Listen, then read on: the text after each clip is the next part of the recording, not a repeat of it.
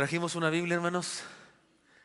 Les invito a que tomemos nuestra Biblia con la mano derecha. Si es posible, la ponemos en alto y decimos: la palabra de Dios contenida en este libro es la verdad que acepto creer, es la enseñanza que me comprometo a seguir y es la esperanza que me atrevo a confesar. Nada me impide recibirla, nadie me evitará que la haga parte de mi vida y por ningún motivo dejaré de proclamarla. Estoy aquí para leerla, oírla y vivirla diariamente. Amén. Señor Santo, gracias por tu palabra preciosa. Te pedimos, Señor, que nos hables, que nos bendigas. Dinos lo que tengas preparado para nosotros hoy. Te lo pedimos en Cristo Jesús. Amén. Amén. Hermanos, seguimos adelante con el tema de crece más para proclamar más. ¿Recuerdan ustedes? Así que ni el que planta es algo, ni el que siembra, sino Dios que da, ni el que riega, sino Dios que da el crecimiento. Y hoy, hermanos, si el sermón debe tener un nombre, es este: el muchacho que fue desafiado a evangelizar su casa. Y no estoy seguro si era un muchacho, jovencito, algo así, pero era un hijo de familia, eso sí es, dice la Escritura. Pero vamos a escuchar la palabra del Señor y seguramente encontraremos aquí testimonio, enseñanza para nosotros. Se encuentra el pasaje en Lucas 8, 26 al 39. Y me voy a permitir leerlo. Usted me puede seguir con su vista, ya sea en su Biblia o aquí al frente. Dice así la palabra: y arribaron a la tierra de los Gadarenos, que está en la ribera opuesta a Galilea. Al llegar él a tierra, vino a su encuentro un hombre de la ciudad, endemoniado desde hacía mucho tiempo, y no vestía ropa ni moraba en casa, sino en los sepulcros. Este, al ver a Jesús, lanzó un gran grito y postrándose a sus pies exclamó a gran voz: ¿qué tienes conmigo, Jesús, Hijo de Dios Altísimo? Te ruego que no me atormentes, porque mandaba al espíritu inmundo que saliese del hombre, pues hacía mucho tiempo que se había apoderado de él, y le ataban con cadenas y grillos, pero rompiendo las cadenas era impelido por el demonio a los desiertos. Y le preguntó Jesús diciendo: ¿cómo te llamas? Y él dijo: Legión, porque muchos demonios habían entrado en él, y le rogaban que no los mandase ir al abismo. Había ahí un hato de muchos cerdos que pasían en el monte, y le rogaron que los dejase entrar en ellos, y les dio permiso. Y los demonios salidos del hombre entraron en los cerdos, y el hato se precipitó por un despeñadero al lago y se ahogó. Y los que apacentaban los cerdos, cuando vieron lo que había acontecido, huyeron, y yendo dieron aviso a la ciudad y por los campos, y salieron a ver lo que había sucedido. Y vinieron a Jesús y hallaron al hombre de quien había salido los demonios, sentado a los pies de Jesús, vestido en su cabal juicio, y tuvieron miedo. Y los que lo habían visto les contaron cómo había sido salvado el endemoniado. Entonces toda la multitud de la región alrededor de los Gadarenos le rogó que se marchase de ellos, pues tenían gran temor. Y Jesús, entrando en la barca, se volvió, y el hombre de quien habían salido los demonios le rogaba que le dejase estar con él. Pero Jesús le despidió diciendo: vuélvete a tu casa y cuenta cuán grandes cosas ha hecho Dios contigo. Y él se fue, publicando por toda la ciudad cuán grandes cosas había hecho Jesús con él. Lucas 8, 26 al 39. He aquí un pasaje, hermanos, que a primera instancia nos habla del gran amor de Dios, el universal amor de Dios. Miren, el Señor superó los límites de su territorio al que venía a predicar. Él dijo alguna vez: a lo suyo vino y los suyos no le recibieron. Es decir, incluso cuando una ocasión una señora sirofenicia quería un milagro, y Jesús le dijo: no es lícito que dé de comer antes que a los hijos, a los perrillos. ¿Se acuerdan de eso? Pero esta mujer insistió y dijo: sí, Señor, pero también los perrillos comen de lo que se cae de las migajas. Entonces resulta que Jesús había venido a los judíos y a través de ellos para comunicar el evangelio a todos, pero aquí traspasan los límites de eso y entra a una región diferente, una región llena de paganismo, llena de ocultismo, y nos habla de su gran amor, pero también de su poder para transformar la vida de una persona y para transformar la comunidad entera. Más allá de nuestras interpretaciones respecto a las posesiones demoníacas y a la influencia del mal en el mundo, el pasaje nos presenta algunas enseñanzas importantes que debemos aprender. No quiero concentrarme en el asunto de si los endemoniados, si no endemoniados. El día de hoy no nos importa eso. Hay personas que opinan que cuando en la Biblia se habla de personas endemoniadas, en realidad se refiere a enfermos mentales. Algunos hasta cometen el grave error de decir que se trata de epilépticos o personas que tienen personalidad doble o esquizofrénicos o cosas así. Yo digo que no importa, si así fuera, igual hubo un milagro grandioso. Igual hubo un cambio bárbaro, haya sido como sea. Yo personalmente sé que existe el poder del mal y que hay posesiones demoníacas, pero para alguien que creyera diferente, igual es la cosa, la enseñanza es la misma. Y nos dicen lo siguiente las enseñanzas de este pasaje: dejemos que el Señor transforme nuestra rutina. Dejemos que el Señor transforme nuestra rutina. La presencia del Señor produce cambios integrales en la vida de una persona y su comunidad.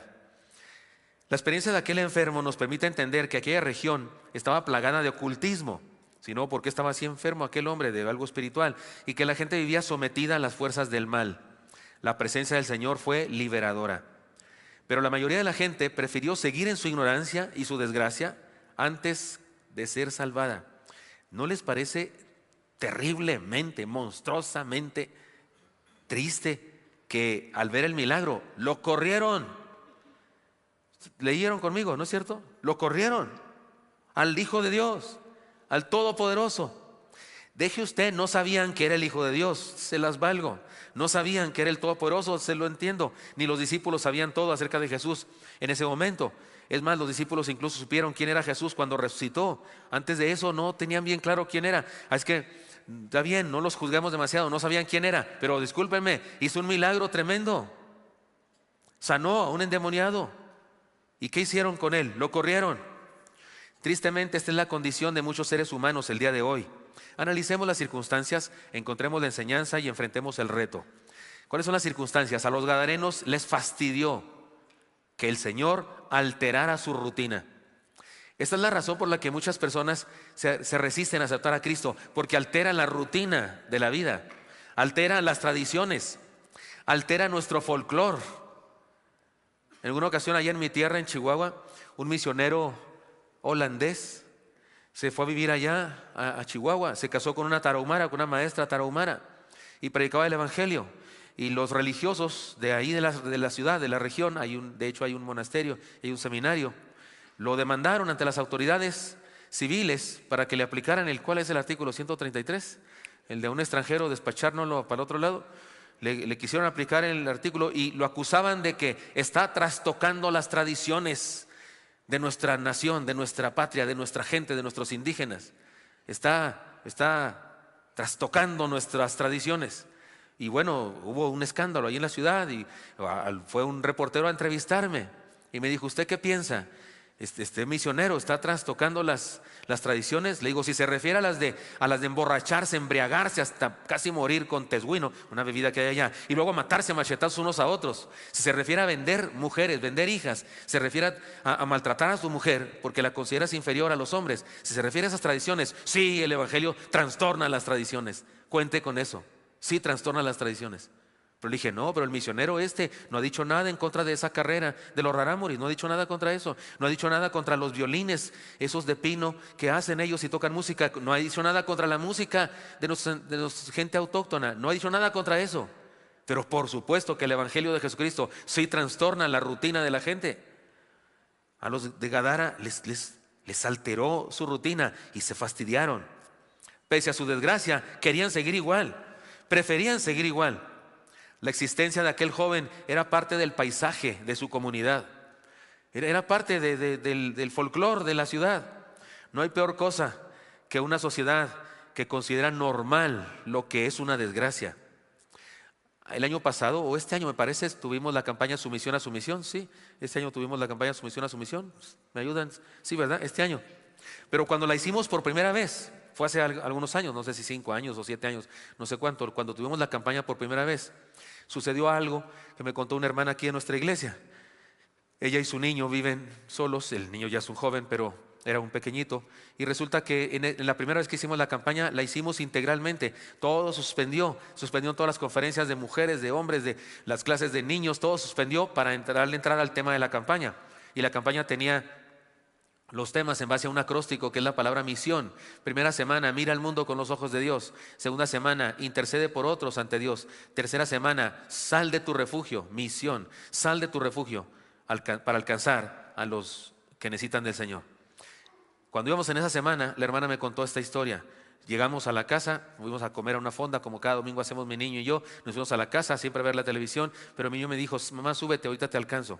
Y el niño se quedó en la cocina. La hermana dijo: ¿qué está haciendo? Bajó a espiarlo sin que él se diera cuenta. El niño se encaramó en una silla, bajó una caja de pan y sacó unas 4, ¿cómo se llaman?, rebanadas. Luego fue por la mayonesa, por el jamón, y hizo unos sándwiches pues mal hechos por un niño, ¿no?, pequeño. y luego los envolvió en una servilleta como yo le hago, los puso en una bolsita y le puso un frutzi que yo le preparo para los recreos. El frutzi es esa cosa que es imposible de abrir. ¿Sí la conoce? Es imposible abrirla, ¿no? No sé cómo se la toman los niños, pero es imposible abrirla. A mordidas le dan así de abajo, ¿verdad? Porque yo nunca he abierto una. Gracias, hermano, al rato me lo pongo porque ya es muy tarde. Y entonces, dice la hermana, y entonces mi niño tomó su lonche, se fue con su bolsita, se salió de la casa. Yo dije, ¿qué le pasa? ¿A dónde va? Lo seguí. Dio la vuelta en la esquina y lo seguí hasta la esquina. Y luego lo vi de rodillas,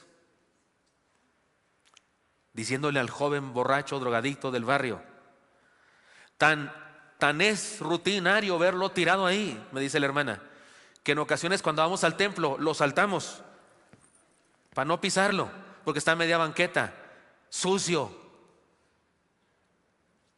drogado, borracho. Y vi a mi niño de rodillas y le decía, Juan, Juan. Se despertó el Juan y le dijo, te traje un lonche, te traje algo de comer, ¿quieres? Y luego le dijo, es que Dios te mira con amor y te puse en mi lista. Estoy orando por algunas personas y te puse en mi lista y he orado por ti y ahora me toca salir de mi casa y venir a decirte que Dios te ama así como tú eres y puede hacer algo contigo. No me quiero ir más con el asunto hermosísimo del niño y la salvación. Quiero ilustrar con esta historia, porque podría decir muchas cosas, pero quiero quedarme con esta historia en este punto.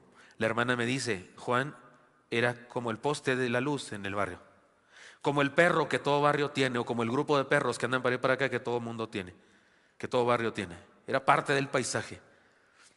No significaba mucho, pero a mi niño, cuando estuvo tratando de mirar al mundo con los ojos de Dios, intercediendo por otros ante Dios, pues entonces sintió, se la tomó en serio y salió de la casa y fue entonces la hermana fue, acompañó al niño y ya ella también como adulta le dio el mensaje más específico a Juan. No hay peor cosa en una sociedad que considerar normal lo terriblemente malo.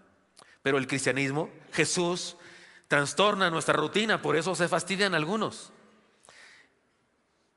Vivían en temor, en las tinieblas, en pobreza espiritual, pero tenían miedo de buscar algo mejor, porque los ojos enfermos se resisten a la luz.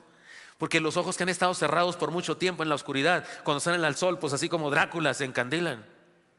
Y hay muchas personas que se resisten a la luz verdadera de Jesús, porque no les gusta que les muevan su rutina, su tradición, su religión, sus ideas, las ideas que sean evangélicas, católicas, protestantes, de las que sean. Todos los seres humanos cometemos este error a menudo. Podemos estar seguros que aquel que vivía en sepulcros en total desnudez no era el único endemoniado. ¿Estoy hablando claro? No era el único que estaba influenciado por las fuerzas del mal. Muchas personas viven bajo la influencia del mal, aunque no se den cuenta y aunque no den muestras de estar endemoniados. El diablo no siempre quiere ser descubierto. De hecho, la mayoría de las veces se disfraza como algo bueno. Miren cómo decía Pablo, les leo, porque estos son los falsos apóstoles, obreros fraudulentos, que se disfrazan como apóstoles de Cristo. Y no es maravilla, porque el mismo Satanás se disfraza como ángel de luz. Así que no es extraño si también sus ministros se disfrazan como ministros de justicia, cuyo fin será conforme a sus obras. Es decir, que el enemigo suele disfrazarse. Así que cuando se manifiesta, como en este caso, son asuntos especiales, muy de vez en cuando. Pero regularmente el mal posee a las personas y estas ni cuenta se dan. Lección, ¿qué lección hay en esto? Porque estas son las circunstancias del evento. Lección, la principal razón por la que algunos rechazan el evangelio es su indisposición a cambiar. Algunos dicen, no molestes, no estoy listo para eso. Otros responden, tengo otra forma de pensar. Es que yo creo a mi manera. Es que yo tengo una religión y creo a mi manera. Y se creen muy porque dicen eso. Incluso algunos religiosos se resisten a aprender y cambiar. Y su argumento es este: yo tuve una experiencia diferente y en eso creo. Cuando saben una cosa, queridos hermanos, sí me voy a poner mi audífono porque si no voy a estar gritando, me voy a enfermar. Pero ¿saben una cosa? Algunas personas creen que la experiencia interpreta la Biblia. No, la experiencia no interpreta la Biblia.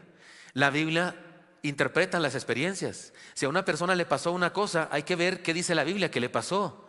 Porque hay gente que dice, no, yo no sé, ni me importa si dice la Biblia eso, a mí me pasó. Pero ¿qué dice la Biblia respecto a eso? Hay personas que dicen eso, yo fui a un lugar, me tumbaron, me tumbó el espíritu. ¿Y dónde dice este libro que se llama la Biblia que el espíritu tumba a la gente? La Biblia dice que los demonios tumbaban a la gente y Jesús los levantaba. El suelo no es lugar para los hijos, para los seres humanos, a menos que voluntariamente, no inconscientemente, a menos que voluntariamente deseamos postrarnos ante el Señor. Ustedes no estaban, pero hace unos domingos vino una persona muy famosa aquí a nuestra iglesia, un predicador, un autor de libros famosísimo, y dijo aquí en el sermón, el de las 12, que por eso el Espíritu Santo nos posee y caemos y hablamos en lenguas. Yo le dije, pues ni que el Espíritu Santo fuera un demonio, nos llena, no nos posee. Y delante de todos los que estaban aquí, le exhorté, contradije su enseñanza. Y le exhorté y le dije, usted debería analizar sus creencias porque tanta influencia que tiene y va a andar enseñando eso. Le dije, eso de la tercera ola, él inventó el término tercera ola. Dijo, eso de la tercera ola es una apostasía, no es cristianismo, es una apostasía, es una mentira. No me aguanté, perdónenme. Algunos que estuvieron aquí a las 12, en el culto a las 12, vieron eso que hice, pero ¿cómo no hacerlo? Soy el pastor de esta iglesia.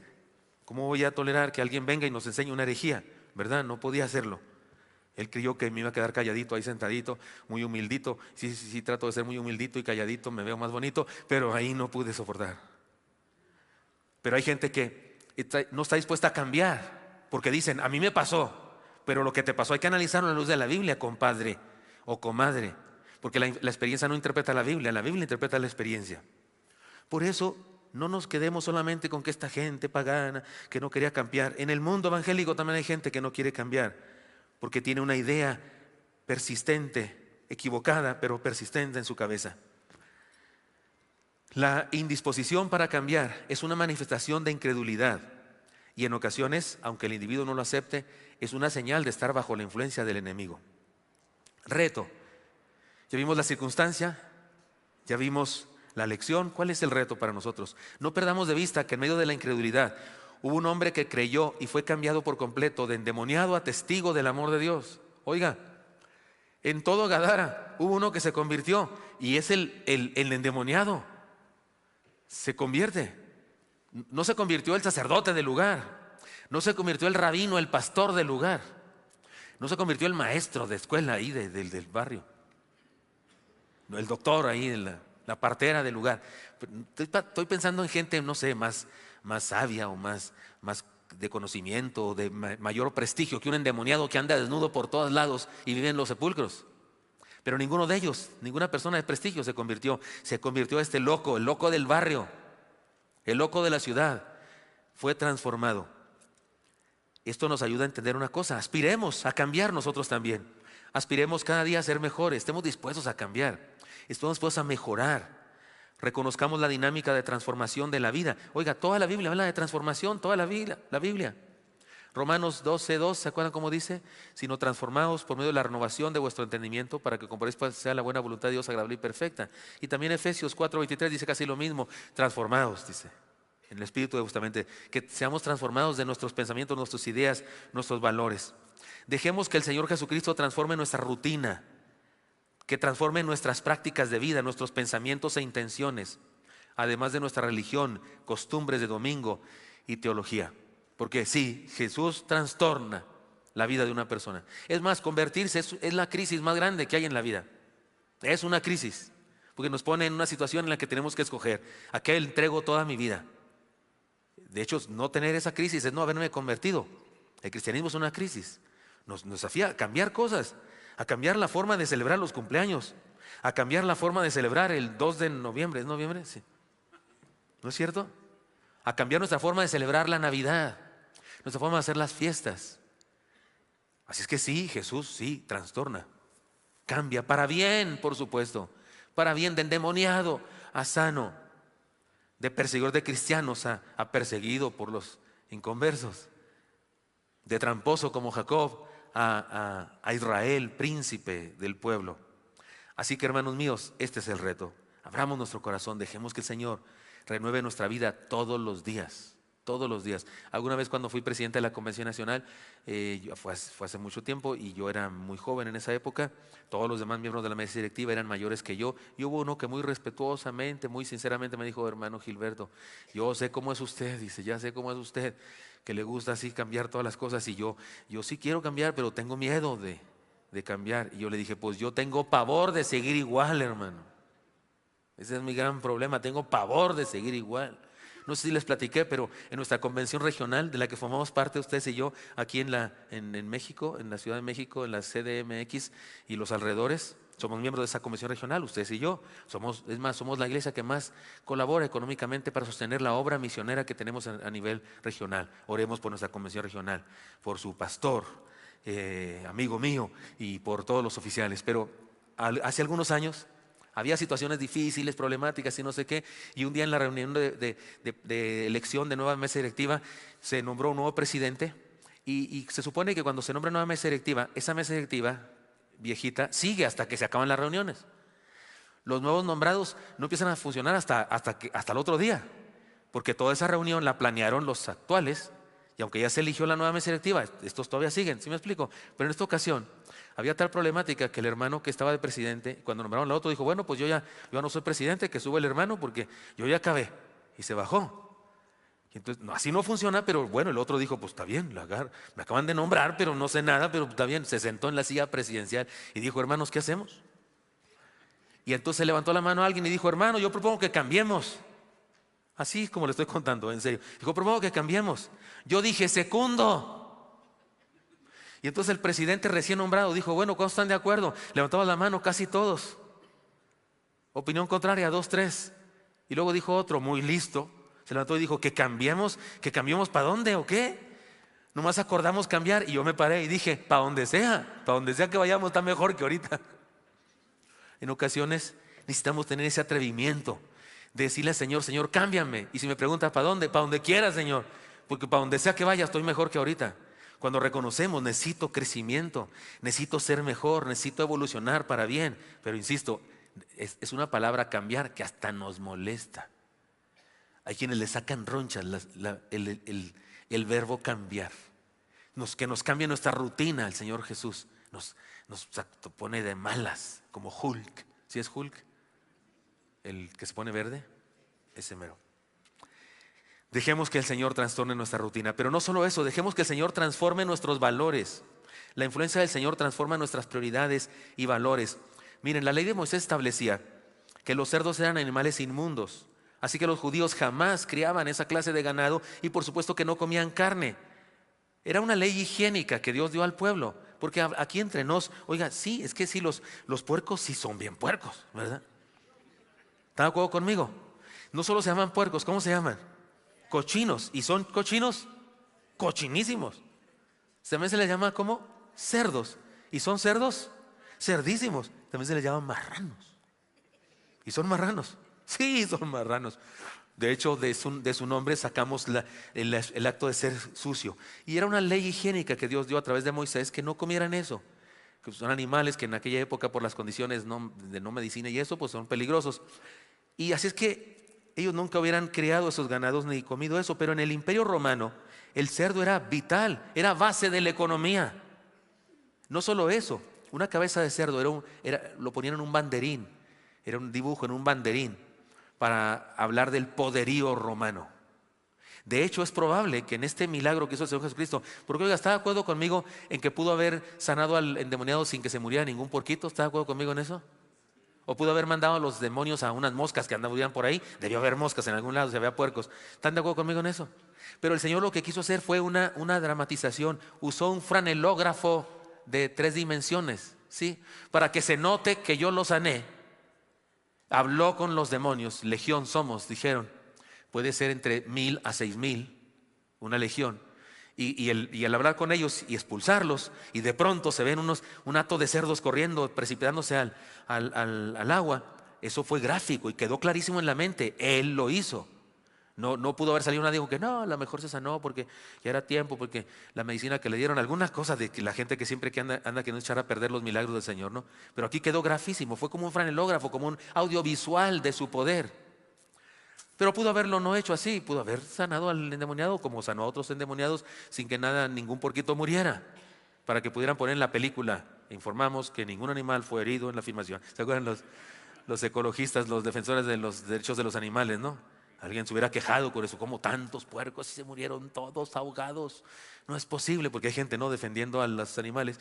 Y resulta que es probable que se trata también de una profecía del Señor. Es probable que el Señor quiso enseñarnos algo. Quiso enseñarnos que el poder de Roma estaba endemoniado, pues. Estaba en el poder, era poder del mal. Y como no, fueron los que persiguieron terriblemente a los cristianos. Pero también fue una señal de que sería vencido ese poder. Y justamente será vencido por el poder del Cordero de Dios, el Hijo de Dios. Bueno, independientemente de eso, lo más triste de todo es el rechazo deliberado, voluntario y consciente de los gadarenos. Podemos decir que el Señor tocó su puerta, manifestó su amor por medio de su Espíritu y les permitió ver un destello de su gracia y su poder. Y ellos, ¿qué hicieron? Decidieron decir no a la invitación. Analicemos las circunstancias, encontremos la enseñanza y enfrentemos el reto. Circunstancias. A los gadarenos les molestó mucho perder un hato de cerdos, aunque esto significó la sanidad integral de un ser humano. Repito, ¿qué hicieron cuando Jesús sanó al hombre? Tuvieron miedo. Se nos van a acabar los puerquitos. No sabemos cuánto hayan sido, pero se nos van a acabar los puerquitos. No los juzguemos demasiado. No somos mejores que ellos el día de hoy en esta sociedad en que vivimos. No lo digo yo, hasta Charlie Chaplin lo dijo. Y eso que hacía películas mudas. ¿Cuándo se hizo? Los hermanos expertos en cine, cinéfilos, Tiempos Modernos, de Charlie Chaplin. Una película muda, sigue vigente. ¿Cuánto hace que lo hizo, hermanos? ¿Cuánto calculan? ¿Hace 80 años? ¿Unos 80 años? Si usted ve esa película, que la recomiendo, sigue estando vigente, sigue siendo divertida. Es una arenga en contra de la revolución industrial. Es un juicio a este proceso de industrialización del mundo, en donde el ser humano se convierte en una cosa, se convierte en un engrane de la máquina. En la película eso es bien gráfico. Charlie Chaplin finalmente se mete en la máquina y anda dando vueltas por los engranes. Porque eso es el ser humano en una fábrica moderna, una cosa. Un amigo mío que ahora es pastor, cuando era mi oveja allá en Chihuahua, trabajaba en una fábrica de hacer arroz inflado, cereal para comer así los niños en las mañanas, arroz inflado. Es una máquina gigantesca. Someten el arroz a una presión muy grande de temperatura y presión hacia adentro, y luego después cambian esa presión y el arroz se infla. Pero en ocasiones funciona mal por las presiones, por lo que sea, una manguera se rompe, lo que sea, y hay una explosión o alguna cosa así. Y me contaba que habían muerto varios compañeros de él, pedía oración por él, porque cada explosión se moría uno o dos. Y dice, pero el gerente sale corriendo por unas escaleras que tiene que bajar de su oficina, sale corriendo a la nave principal donde está la máquina, y su pregunta es: ¿está bien la máquina? Y le respondemos: sí, jefe, está bien, solo fue una manguera. Perfecto, arréglenla. Alguien lo alcanza para decirle que se murió un compañero, y él dice: díganle a la contadora que arregle eso. Y gracias a Dios está bien la máquina. No lo juzguemos demasiado, no lo critiquemos mucho. Si se murió un obrero, con 100,000 pesos, 200,000 pesos, si acaso se arregle el asunto. Pagan el velorio y le dan una indemnización a la viuda, pero si se descompone la máquina son 150 millones de pesos. ¿Dónde la conseguimos? ¿Dónde conseguimos ese dinero otra vez? Se viene a la quiebra la empresa. Por eso la pregunta del gerente, que responde a los dueños, que lo único que quieren es tener más dinero, la pregunta crucial es: ¿está bien la máquina? Porque en nuestra sociedad, por causa de la economía, así está el equilibrio de las cosas. Así es como se valoran las cosas. Y así es como se valora al ser humano, por cuestiones económicas. ¿Cuánto cuesta un muerto en la fábrica? ¿Y cuánto cuesta la fábrica, la máquina entera? Le pasaba lo mismo a los gadarenos de aquella época. Les molestó porque perdieron sus cerdos, la base de su economía. Su enfoque no fue la sanidad del hombre, sino la pérdida de un negocio de cerdos. ¿Qué cosa tenemos nosotros, hermano? Joven, precioso, señorita, ¿qué cosa tenemos que nos detiene a entregarnos a Cristo? ¿Qué valor, qué cosa, qué disfrute, qué cosa material, qué cosa de este mundo nos impide a nosotros, a ti y a mí, entregarnos a Cristo o consagrarnos, ser mejores cristianos? ¿Qué cosa nos detienen de eso? ¿La cerveza o el licor? Las fiestas mundanas, un novio, una novia inconversa, un negocio fuera de la ley, la mayordomía financiera de la Biblia, diezmos, ofrendas, primicias, limosnas, nos sacan de quicio. Porque hay gente a la que la simple palabra diezmo le molesta, le saca ronchas. Diezmo, diezmo, diezmo, diezmo. A ver si alguien se rasca ahorita y así lo descubrimos, ¿verdad? Pero hay gente a la que le molesta eso, le causa dolor que digamos eso, trastorna sus valores y principios. También los gadarenos les importaban mucho los puercos, también a ellos. Lección: el mundo no va a cambiar si no entendemos el valor de una persona. El problema del mundo es la sobrevaloración de la materia. La materia es el instrumento, es un instrumento y debe ser usado como tal, es un instrumento. Amar las cosas por encima de un ser humano es una blasfemia. Immanuel Kant lo decía: las cosas se hicieron para usarse, las personas se hicieron para amarse. Es inmoral amar las cosas y usar a las personas, cuando es al revés. Reto: no sobrevaloremos la materia. Como dice la palabra, lean conmigo por favor, 1 Timoteo 6:10. Porque raíz de todos los males es el amor al dinero, el cual, codiciando algunos, se extraviaron de la fe y fueron traspasados de muchos dolores. Oiga, el problema no es la materia, sino el amor a la materia. Valoramos sobre cualquier cosa en el mundo, valoremos por sobre cualquier cosa en el mundo al ser humano. Ese es el valor. Amemos apasionada y prácticamente a nuestros seres queridos. Nuestro problema es cuando las cosas materiales, es la queja más grande de las esposas y de los hijos con respecto al trabajo de nosotros los papás, cuando estamos muy comprometidos con el trabajo. Es la queja que los abandonamos porque estoy trabajando. Por muchos años los mexicanos envidiábamos o envidiamos y sobrevaloramos a los orientales por su forma de trabajar, porque cuando hacen huelga no dejan de trabajar como nosotros, ¿verdad? Sino que trabajan más.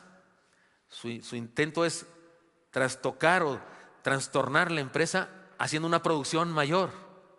A ver qué hacen con tanta producción. O sea, trabajan más. Nosotros, ¿qué hacemos? No vamos al trabajo. Y sobrevaloramos eso. Y por mucho tiempo han habido líderes y expertos en administración que nos dicen que debemos seguir el modelo de los orientales. Pero recientemente, hace unos 2 años, algunos gobiernos de aquel lado del planeta han descubierto que hay un problema serio y llevaron a cabo una campaña que se llama Regreso a Casa y pusieron leyes: prohibido trabajar horas extra, demasiadas, y abandonar la familia. La ley nueva se llama Regreso a Casa. Y descubrieron esos gobernantes: estamos teniendo sí una gran producción, sí un gran crecimiento económico, pero tenemos familias deshechas y ahora gastamos un dineral en andar arreglando chamacos porque andan con problemas emocionales y drogadicción, porque sus papás son súper productivos pero nunca están en su casa, y nos sale más caro andar arreglando vidas que impedir que se descompongan.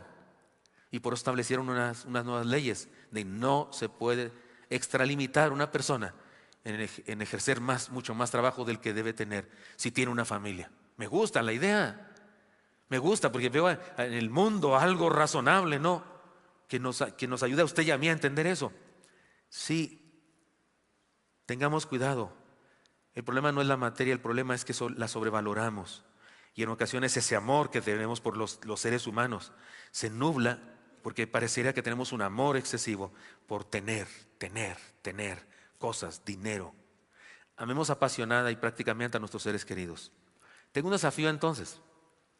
Dejemos que el Señor trastorne nuestra vida. Hemos dicho que dejemos que el Señor trastorne nuestra rutina, pero después dijimos dejemos que el Señor trastorne nuestros valores y principios. Ahora digo que dejemos que el Señor transforme nuestra vida, integralmente hablando. La gracia del Señor transforma nuestra vida integralmente. Qué triste que la gente del lugar prefería regresar a la desgracia antes de gozar y celebrar el milagro de la transformación. ¿Qué debieron hacer? Por favor, ¿qué debieron hacer? Son unas personas con un problema en el pueblo. Hay un endemoniado por ahí, desnudo, ¿qué hace esto? Lo amarran, y si lo amarran quiere decir que era un problema, si no, ¿para qué lo quieren amarrado? Y se desataba de las cadenas y se iba corriendo a los desiertos. Es una persona con una familia, con un dolor bárbaro. Y llega un hombre que no conocen y sana a este muchacho. Por eso digo yo que tal vez era un muchacho, y lo sana. Debieron hacer fiesta, por Dios. Debieron establecer como día nacional el de la liberación de aquel muchacho. ¿Qué hicieron? Lo corrieron. Vete de nuestros contornos, nos causas problemas económicos. Hubo cambios reales en este lugar. El hombre desnudo, fuera de casa, viviendo en los sepulcros, ahora tiene ropa, está en su sano juicio y es regresado a su familia, porque el Señor le dijo que fuera a su familia. No, son cambios reales. Y quiero señalar cambios reales para distinguirlo de los momentos cruciales en los que en ocasiones nos encanta vivir sin cambios reales. Ya un sermón pasado yo decía que en la familia necesitamos procesos de cambio más que experiencias extraordinarias. Cuando fue el mes de la familia, me parece que hablé de eso. Creo que no hice ninguna invitación en el mes de la familia, porque justamente quería enseñar eso. Aquí levantamos la mano, sí, Señor, amén, sí, quiero vivir mejor, no sé qué, pero ¿eso qué? Allá en la casa es donde se hace el cambio. Allá en la vivencia natural es donde está el asunto. Porque en algunas congregaciones les encanta, ¿no?, provocar estrés, provocar emociones, y unos tumbados y otros levantados y otros hablando en lenguas o balbuceando y esas cosas, ¿no? Y sudan algunos, cantan 2 horas y media, predican 15 minutos y luego ministran 1 hora y media más. ¿Ha estado usted en esas? Sí, yo no, pero me platican. Y resulta que eso no es un cambio real, esas son experiencias extraordinarias. Son momentos de si el predicador es bueno, es hábil y nos dice cosas y una ilustración por aquí y por allá y está grite y grite y todos emocionados, claro que sí. Pero no, los cambios reales son cuando salgo de aquí y trato bien a mi esposa y me llevo bien con mis hijos y soy honesto en mi trabajo y soy respetuoso de las otras personas que van alrededor de mí en los carros, porque esos carros no son chatarras, son personas adentro de unas cosas. Ahí es donde se nota el cambio real en la vida.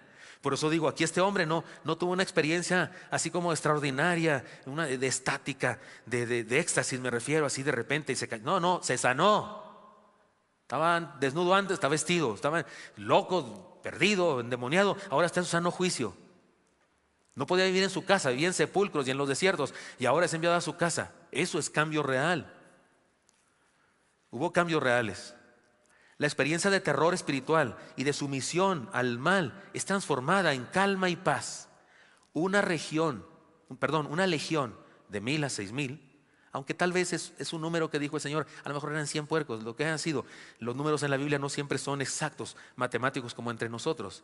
Significa mucho, 1000 significa mucho, una legión significa mucho, así es que no estamos seguros cuánto fue, pero los que hayan sido, esos espíritus fueron vencidos por el poder de la luz.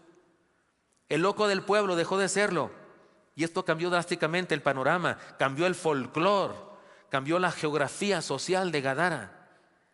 El hombre antes inútil ahora es enviado a su casa a testificar. Sí, hubo cambios reales. Lección.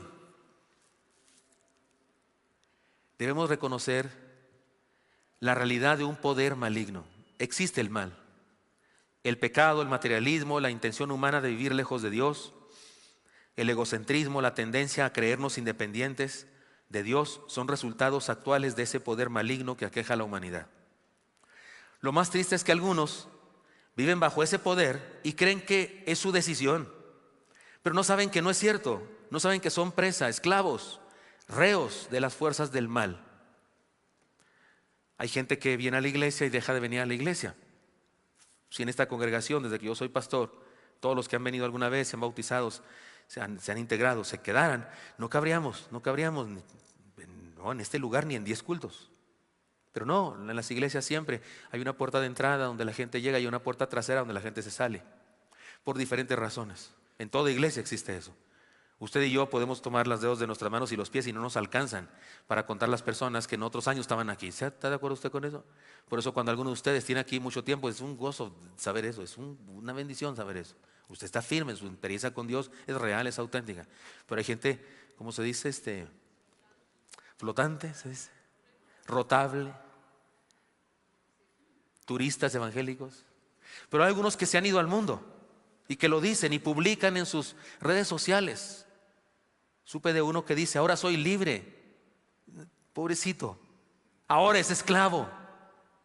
Él cree que eso lo decidió él. No lo decidió él, lo decidieron en el infierno. En el infierno hicieron todo un plan para hacerle caer, y él se la creyó y ahora se cree libre. No, es esclavo. Ese es el problema. Eso le pasó a Gadara también, completo, todo ese pueblo. Hay una realidad de un poder maligno, también la realidad de un poder superior, hay que decirlo. Hay una solución a esa. Esta es la buena noticia. Dios puede liberarnos. A Él nadie lo puede vencer.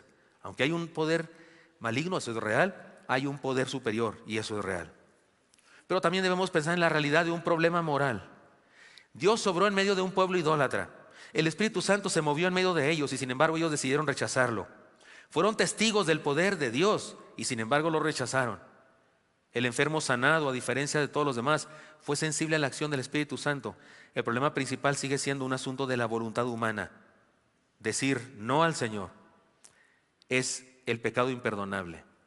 Si usted cree que el pecado imperdonable es suicidarse, mucha gente cree que es eso porque dice, ya te suicidaste, ya no te puedes arrepentir. No, el pecado imperdonable es el rechazo deliberado, consciente, voluntario e irreversible de la gracia salvadora de Jesús cuando nos es presentada por el Espíritu Santo. Y por eso se llama blasfemia contra el Espíritu Santo, porque es el Espíritu Santo, la persona de la Trinidad, encargada de convencernos de nuestra necesidad para que aceptemos a Cristo. Y por eso el rechazo de eso, de esa obra de Dios en nuestra vida, es el pecado imperdonable. Pero también hay una realidad de un problema moral, es decir, el rechazo. Pero además, la realidad de un plan divino. Oiga, qué bendición, algo bueno en esta historia. El enfermo fue sanado para ser testimonio de su familia y su comunidad local.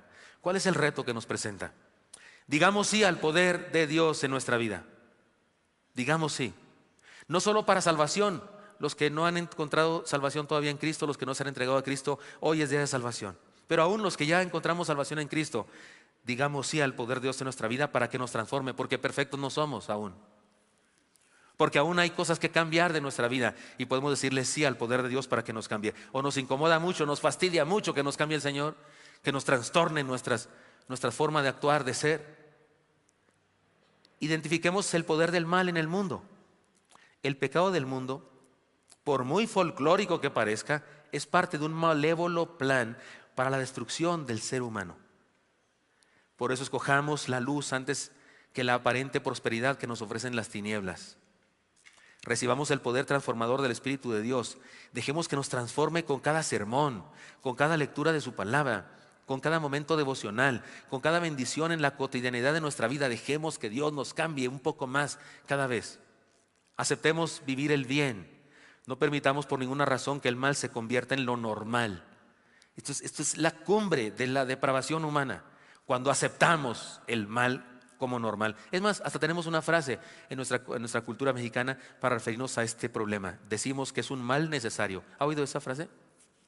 No hay ningún mal necesario. Ningún mal es necesario. Ninguno. Si es mal, es mal. No es necesario. No nos hace falta el mal. Pero le llevamos así nosotros. Pues ni modo, es un mal necesario.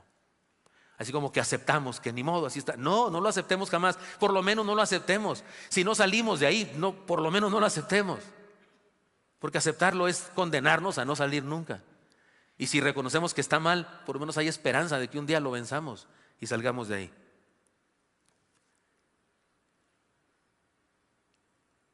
Dejemos que Dios nos transforme ahora mismo como Él quiere. Aceptemos vivir el bien, es decir, el enemigo tiene una agenda, me refiero al diablo, bien planeada. Por eso vine a abrir aquí mi computadora, porque acá en mi escrito se cortó algo que yo escribí acá. El enemigo tiene una agenda bien definida que incluye como base principal destruir la familia, especialmente a los niños y jóvenes, con la mentira de la diversidad de género, con el perverso discipulado del mal, sembrando rebeldía contra toda autoridad de los padres, de la familia, porque eso se está sembrando en la juventud. En la escuela se siembra eso, que ya no hay hombre y mujer. No, la ONU aprobó 32 diversidades en lo sexual. ¿Sabía usted eso? No 3 ni 4, 32. Ni les entiendo, algunas de las cosas ni les entiendo. No sé si va o viene, no sé cómo está en ese caso, pero son 32 diversidades en lo sexual. Y eso se vende en la escuela. Ya en nuestra escuela los libros de texto de los niños tienen eso, que puede haber familias de 2 papás, 2 mamás. ¿No es cierto? ¿Ha tenido usted problemas con eso? Pero no solo eso, se vende también el perverso discipulado del mal sembrando rebeldía. Es tu derecho, tú tienes derechos. Tus padres no tienen por qué decirte lo que tienes que hacer de tu vida. Ellos no marcan tu vida. Y resulta que hay una rebeldía bárbara contra toda autoridad, sean padres, sean maestros, sean gobernantes, sea quien sea. Se siembra una rebeldía en el corazón de la juventud, de los niños. Por supuesto, con la corrupción moral, promoviendo contravalores llenos de libertinaje, con la fascinación engañosa de las modas hipócritas como el ambientalismo, el veganismo, el anarquismo y otros ismos que contradicen los planes y la voluntad de Dios. Y no se ofenda si usted es vegetariano, si a usted no le gusta comer, pero es que el veganismo tiene una sentencia o tiene un origen. Dice, yo no voy a comer nada si para eso sufrió un ser vivo. Pues que vaya al África y se va a morir de tristeza porque los animales sufren todo el tiempo. El león cuando se come a este y aquel que patea al otro. Así es la naturaleza. Hay dolor en la naturaleza. Y unos mueren y derraman sangre para que otros vivan. Dios no es vegano. Dios le dijo a Pedro, mata y come. Y Dios cuando vistió a Adán y Eva con pieles, ¿de dónde sacó las pieles? ¿Eran mezclilla animal print o qué? ¿Cómo se llama? Nylon o cómo se llama la ropa más típica? ¿Qué es? ¿De qué cosa es? Poliéster, animal print. No, Dios sacrificó unos animales para dar ropa al ser humano, incluso para testificar y anticipar proféticamente que alguien iba a morir por nosotros. De hecho, por el sufrimiento de alguien tenemos vida. Pero ahora el mundo moderno desprecia el sufrimiento y algunos se creen mucho. Y el problema, ¿sabe cuál es? Que esta misma sociedad que defiende a los delfines y a las focas y no sé qué, es la misma sociedad que condena a los niños en el vientre de una mujer a morir. Porque es la misma sociedad que aprueba leyes a favor del aborto. ¿No es cierto? Somos los mismos, son los mismos. Por eso digo que hay una agenda del diablo que nos engaña, nos pinta las cosas como muy bonitas, algunas de ellas, y no lo son. Si hurgamos en la filosofía que está detrás de eso, no es sino una oposición a los planes originales de Dios. Identifiquemos eso y aceptemos vivir el bien. Pero no quería necesariamente enfocarme en la agenda del mal, porque ¿sabe qué? Nos viene importando un comino. Y le voy a decir por qué. Porque hay una agenda del bien. La agenda de Dios para justamente contrarrestar la agenda del mal. La agenda del mal es bien sencilla. Es tan sencilla como poderosa. El Señor Jesucristo la pronunció, la agenda del bien, la agenda del reino. La pronunció cuando el endemoniado le dijo al Señor, el Señor lo corrieron. Se subió a la barca y ya se iba.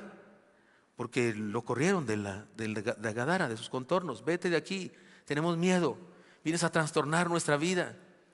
Se sube a la barca para irse y el endemoniado lo alcanza. Señor, déjame ir contigo. No sé, tal vez quiero ser uno de tus discípulos. Me transformaste. Oiga, aquí entre nos, hubiera sido buena cosa, ¿no? Porque su testimonio estaba fuerte, ¿no? No era una persona que iba a la iglesia y se portaba más o menos y no sé qué. Y un día se convirtió que ni testimonio tiene, dicen los que desde chiquitos se hicieron cristianos. Yo ni testimonio tengo, sí tienen, pero algunos piensan que no tienen porque no pueden decir nada grotesco que hicieron. Pero este sí tenía testimonio, por Dios. Este sí podía decir el antes y después, ¿no? Hubieran sido muy feas las fotos de antes y después porque antes andaba en desnudo, pero hubiera sido un buen instrumento que el Señor lo trajera en todas sus campañas evangelísticas por todas partes y lo pusiera a hablar en público y dijeran, yo era endemoniado y andaba desnudo. No, hubiera sido padre, pero al Señor no le importa eso, no le importa hacer espectáculo. Pero la palabra que le responde el Señor es la agenda del reino. ¿Recuerdan qué les dijo? Le dijo esto: vuelve a tu casa y cuenta cuán grandes cosas ha hecho Dios contigo.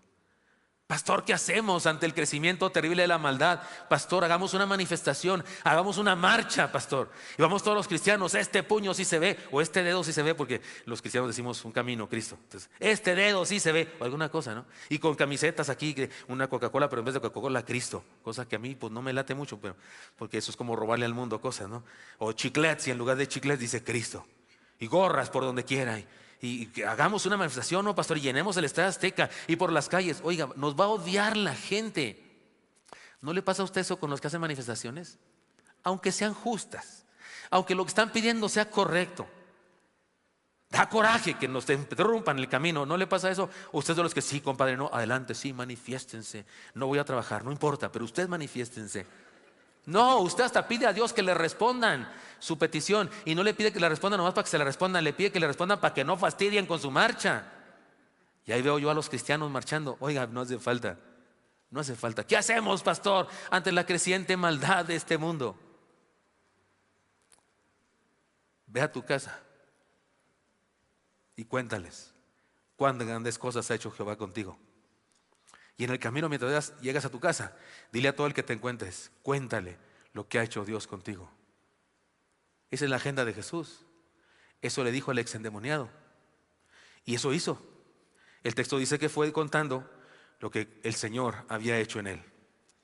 Como el ex endemoniado, seamos distintos, seamos sensibles y dejemos que el poder del Señor nos transforme. Compartamos el mensaje de transformación con los nuestros y por nuestros, porque déjeme decirle que la palabra que usó el Señor en ese pasaje fue la palabra oikos, o oikos, se pronuncia oikos, se escribe oikos. Es la palabra casa, que igual que en español, casa significa casa de edificio y también significa casa de familia. Como cuando usted dice que voy a reunirme con los de mi casa, y se refiere que se va a reunir con sus familiares, aunque sea en un restaurante, aunque no sea en su casa de edificio. Pero en el contexto grecorromano de aquella época y contexto judío, casa no solo incluía a tus familiares cercanos, consanguíneos, no, incluía a todos tus relativos. Cuando dice allá en Hechos que Cornelio se convirtió él con toda su casa, ¿se acuerdan de ese pasaje?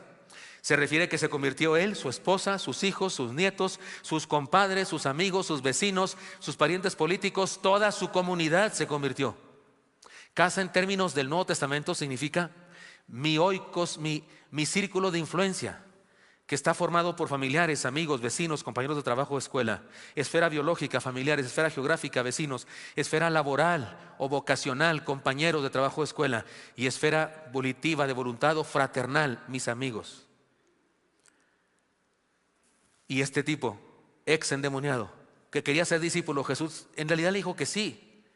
En realidad le dijo, sí, sé mi discípulo, pero te necesito en Gadara, porque ya me corrieron a mí.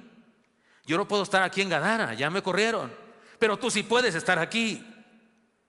Por eso no te salgas de Gadara. ¿Quién les hablará a los de Gadara? ¿Quién les hablará a todos estos que me han rechazado? A sus hijos que no estuvieron aquí en el rechazo. Tú. Por eso vuelve a los tuyos, vuelve a tu oikos, vuelve a tu círculo de influencia y cuéntales cuán grandes cosas hizo el Señor.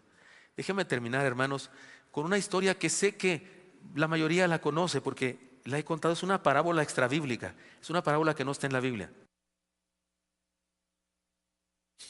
Y pienso que en muchas iglesias no la conocen, pero aquí en esta iglesia sí, muchos de ustedes, pero algunos tal vez no. Y de cualquier manera me sirve para terminar este mensaje. Déjenme contarles. Un hombre fue invitado a una iglesia, para unirse a ella, pero quedaba 3 horas de su casa. Agarró su carro y se fue y se dio cuenta que alrededor de la carretera había sembradíos de naranjas, había árboles de naranjos, olía hermoso, el azar, la flor de la naranja es lindísimo, es gratísimo. Se perdía la vista de kilómetros de árboles de naranjos, amarillaba, naranjeaba y verdeaba por donde quiera. Y del lado izquierdo lo mismo, naranjos y naranjas por todas partes, y más allá, naranjos y naranjas por todas partes. Después de 1 hora, naranjos y naranjas a los lados de la carretera. Después de 3 horas llegó a la ciudad, y en la ciudad, en el camellón principal de las calles principales, había naranjos y naranjas. En los parques, naranjos y naranjas. Por encima de las bardas se podía ver que en toda casa había naranjos y naranjas en los patios. De pronto entró a un sector de la ciudad donde había unos 100 metros a la redonda que no había naranjos ni naranjas, pero un templo evangélico en el centro. Se metió, lo trataron muy bien. Alguien lo recibió con una sonrisa, le prestaron una Biblia y un himnario. Él pensó, me encanta este lugar, creo que aquí voy a pertenecer a estos, dijo. Me voy a ser miembro de este grupo porque me encanta cómo me tratan. Lo sentaron en unas bancas hermosas con un colchoncito para evitar el dolor en la final de la espalda.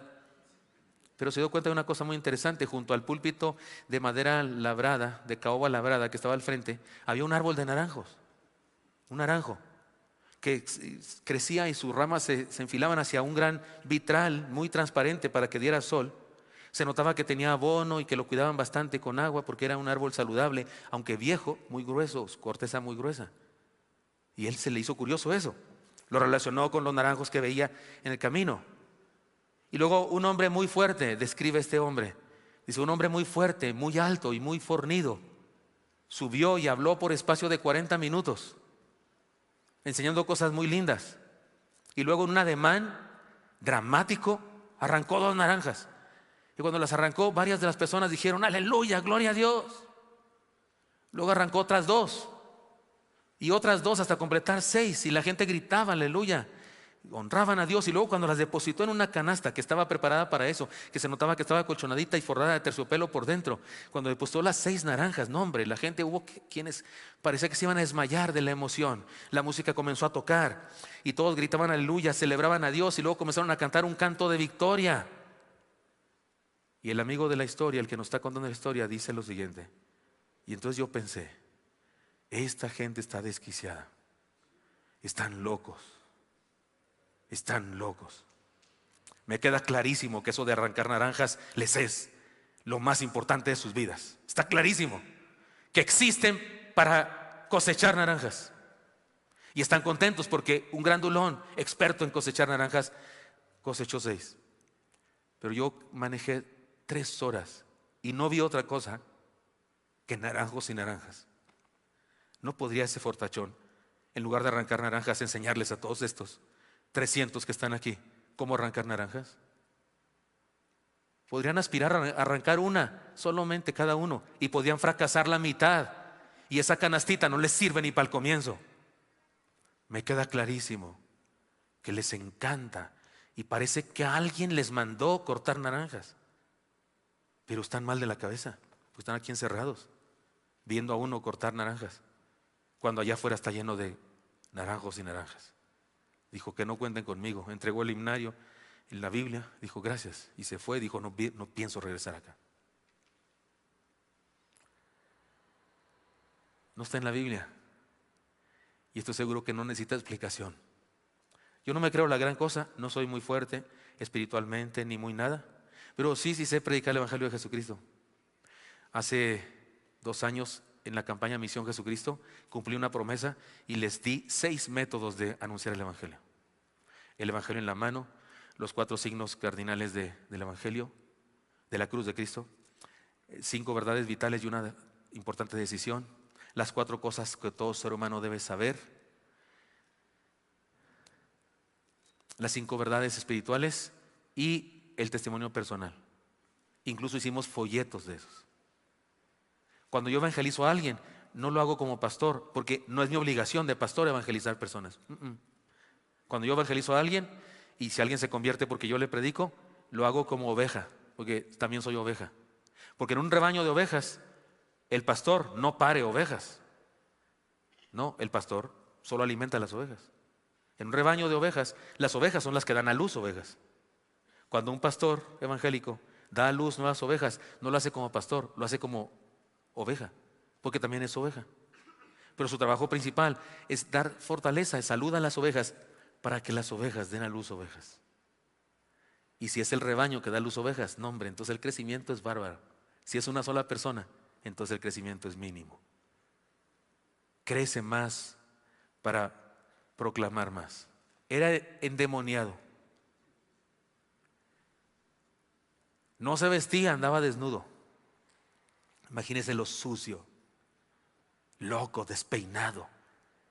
Y de pronto está bien vestido a los pies de Jesús y recibe una orden: ve a los tuyos y cuéntales cuán grandes cosas ha hecho Jehová contigo.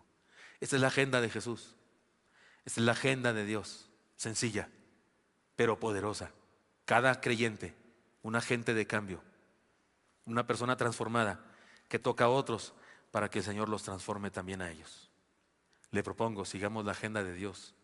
Es la única manera de combatir contra la agenda del mundo, que también está siendo poderosa. No va a ser más poderosa que la agenda de Dios, pero si no hacemos algo nosotros, entonces sí.